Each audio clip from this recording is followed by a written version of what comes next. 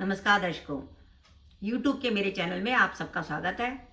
आज मैं वीडियो लेकर आई हूँ कन्या लगन व कन्या राशि के लिए राहु और केतु का राशि परिवर्तन। राहु और केतु 30 अक्टूबर 2023 को राशि बदल रहे हैं। कन्या लगन व कन्या राशि में अगर बात करें तो अभी तक राहु आपके अष्टम में चल रहे थे, मेष राशि में, और केतु आपके कुटुंब के भाव में चल रहे थे।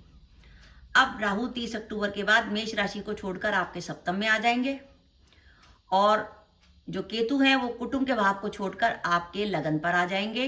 राहु और केतु वक्री ग्रह हैं, इसलिए उल्टे चलते हैं। कन्या लगन व कन्या राशि के जातकों के लिए राहु का मीन में गोचर और केतु का कन्या में गोचर कैसा रहेगा। सबसे पहले बात करें उन बातों की जो इस बात से जुड़ी हुई है कि अभी तक क्या चल रहा था और आगे क्या होने वाला है। अभी तक की अगर हम बात करें तो मेरा यह मानना है कि कन्या लगन व कन्या राशि वो गोचर है, वो कॉम्बिनेशन है कि जिसमें राहु भी अष्टम में चल रहे थे और देवगुरु बृहस्पति भी अष्टम में चल रहे थे।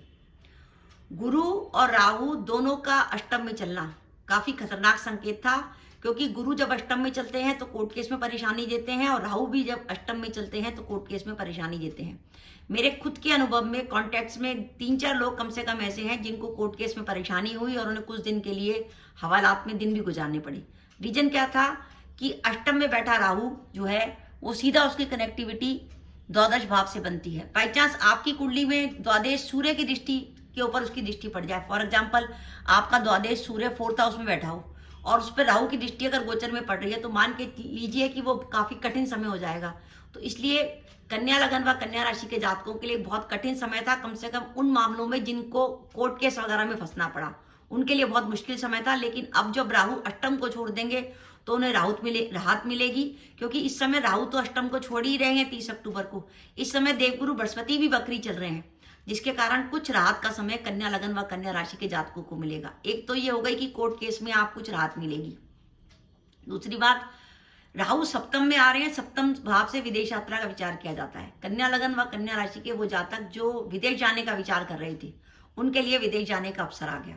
दो बातें महत्वपूर्ण हो गई, राहु की दो पॉजिटिविटी आ गई कि राहु आपको कोर्ट केस से जुड़े मामलों में राहत देगा और विदेश यात्रा के आपको अवसर उपलब्ध कराएगा। अब राहु का तीसरा मुख्य इफेक्ट होने वाला है आपके सप्तम भाव में, और सप्तम भाव से दो बातों का मेनली विचार किया जाता है, एक तो आपके जीवन साथी का और एक आपका व्यापार और व्यवसाय का।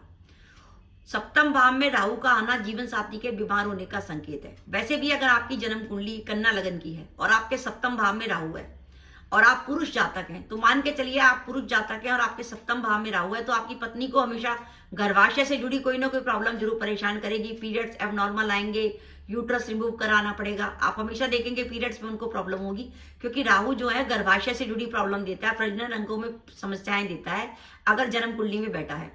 बाई चांस अगर राहु आपके जन्म कुंडली में बैठा है और इस समय गोचर का राहु वहां पे आ जाता है तो कई बार ऑपरेशन की स्थिति बन जाती है कि अचानक आपके जीवन साथी का यूट्रस रिमूव कराना पड़े या कोई सर्जरी करानी पड़े।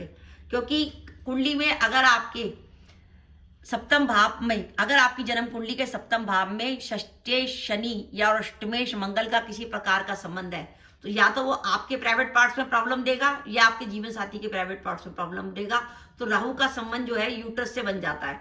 तो इसलिए जीवन साथी के स्वास्थ्य को लेकर चिंता, विशेष रूप से तब जब आपका सप्तम भाव पाप पीड़ित हो, आपकी कुंडली में शुक्र पाप पीड़ित हो। दूसरी बात जीवन साथी के स्वास्थ्य की बात। दूसरी बात आती है व्यापार। व्यापार में मुख्य बात लेंगे हम साझेदारी की। अगर आप अपना व्यापार साझेदारी में चला रहे हैं, क्योंकि तो साझेदारी से आपके संबंध थोड़े से खराब हो सकते हैं, और क्योंकि सप्तम भाव दशम से दशम भाव है तो अपने कार्यस्थल पर सावधानी रखिएगा। कार्यस्थल पर किसी प्रकार के वाद विवाद से बचने की कोशिश करिएगा।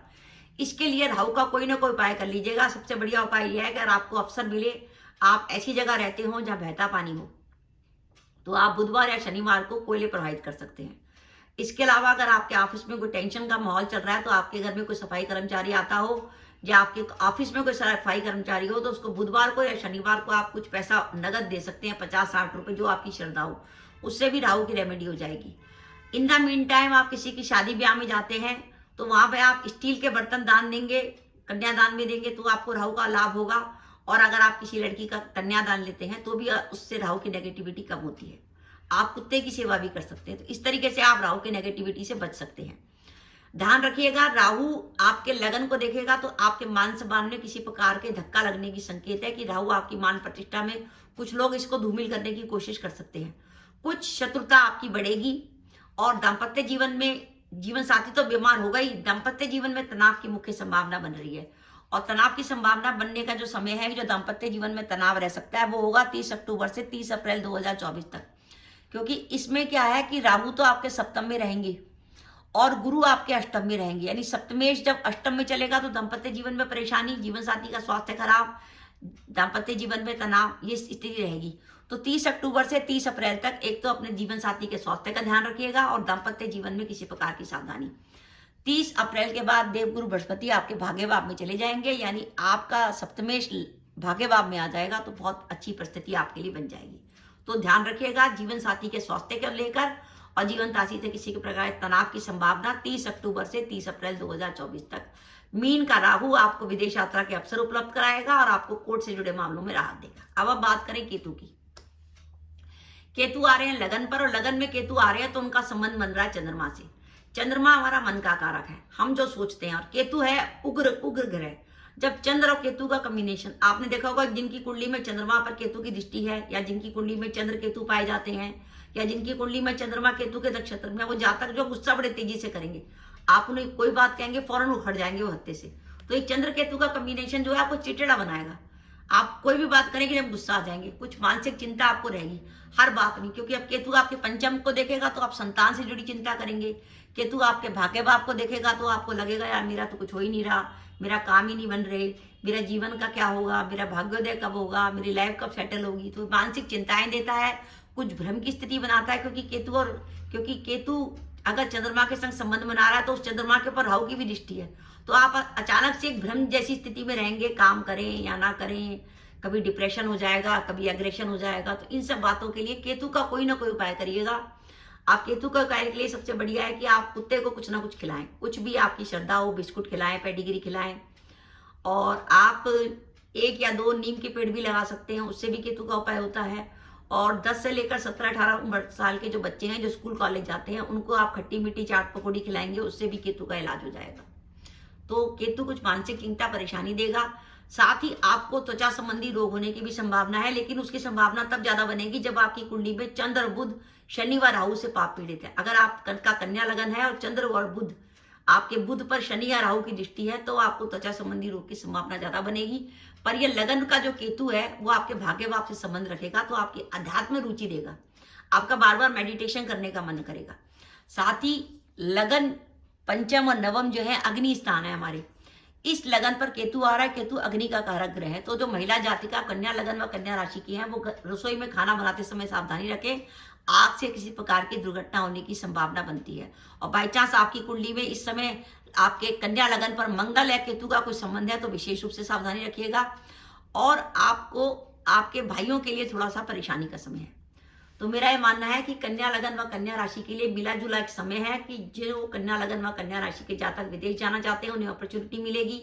जो अपने कोर्ट केस से परेशान थे उनको राहत मिलेगी। लेकिन साथ ही साथ जीवन साथी को लेकर टेंशन है, जीवन साथी के स्वास्थ्य को लेकर, दाम्पत्य जीवन में तनाव, और दाम्पत्य जीवन में तनाव आपको ज्यादा परेशान करे तो आप हर शनिवार को चमेली के तेल का दीपक जलाकर सुंदरकांड भी कर सकते हैं, जिससे दाम्पत्य जीवन का तनाव दूर हो सकता है। और अगर आप चाहें तो दुर्गा सप्तती में सिद्धकुंजी का स्त्रोत है, उसको पढ़ने में मुश्किल से 5-10 मिनट लगते हैं, आप सिद्धकुंजी का स्त्रोत का ही पाठ कर सकते हैं, उससे भी दाम्पत्य जीवन का तनाव काफी हद तक कम होता है। तो एक मिला जुला प्रभाव है कन्या लगन व कन्या राशि के लिए। तो दर्शकों, ये मेरा वीडियो था कि कन्या लगन व कन्या राशि के लिए 30 अक्टूबर 2023 से जो राहु मीन में जा रहे हैं और केतु कन्या में जा रहे हैं, वो आपको क्या प्रभाव देने वाले हैं। तो दर्शकों, ये मेरा वीडियो था, आपको कैसा लगा प्लीज कमेंट बॉक्स में कमेंट करके बताइएगा। इसका साथ ही अगर आप मेरे चैनल पर पहली बार आए हैं और आपने मेरा चैनल अभी तक सब्सक्राइब नहीं किया तो कृपया मेरा चैनल सब्सक्राइब कर दें, साथ ही बेल आइकन को भी दबा दें, जिससे जब भी मैं अपने वीडियो अपलोड करूं उसके नोटिफिकेशन आपको मिल जाए और आप मेरा वीडियो देख सके। इसके साथ ही नमस्कार दर्शकों, जय माता दी।